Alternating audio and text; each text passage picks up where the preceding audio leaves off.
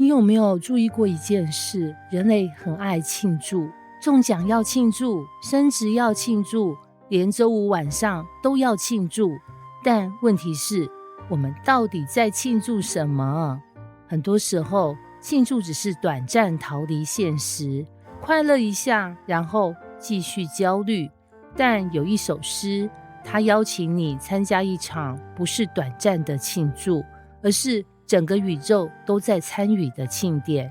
今天我们来看诗篇98篇，诗人一开口就说：你们要向耶和华唱新歌。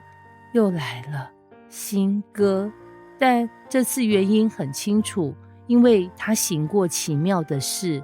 关键不是歌，是神做了什么。而且他补充，他的右手和圣臂施行救恩。这在古代代表神亲自出手，不是派人，不是间接，是他自己介入。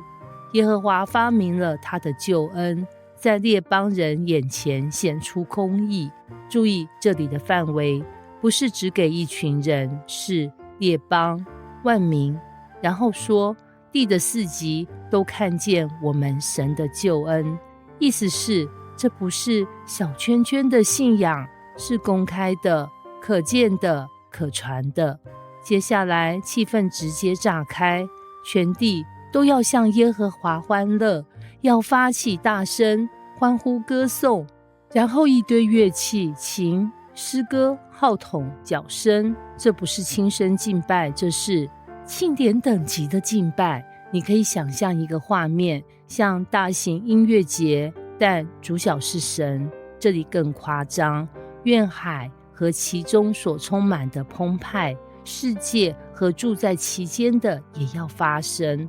然后愿江河拍手，愿诸山在耶和华面前一同欢呼。等一下，河流拍手，山在欢呼，这不是科学描述，这是诗意表达一件事。整个受造界都在回应神的作为，意思是敬拜不是宗教活动，是宇宙的反应。最后一节揭开一切原因，因为他来要审判遍地。等等，审判不是很可怕吗？为什么会变成庆祝？因为后面说他要按公义审判世界，按公正审判万民。重点在这两个字，公义、公正。这也代表不公平会被修正，邪恶不会永远存在，真理会被显明。所以这不是恐怖片，这是结局终于对了。我们平常的庆祝是事情暂时变好了，但诗篇98篇的庆祝是最终的结局会是对的。这两个差很多，一个是短暂的快乐，一个是根本的盼望。你有没有发现一件事？整首诗没有说你感觉好了再唱，他说因为神已经做了，所以你可以唱。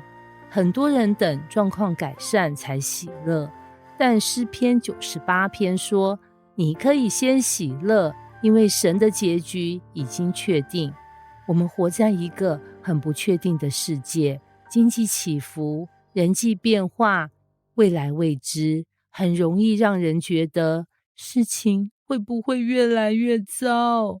但诗篇98篇在说，故事还没结束，而且结局是公义会赢。这首诗其实在重新定义敬拜，不是唱几首歌有没有感动，而是你是否看见神的作为并回应他。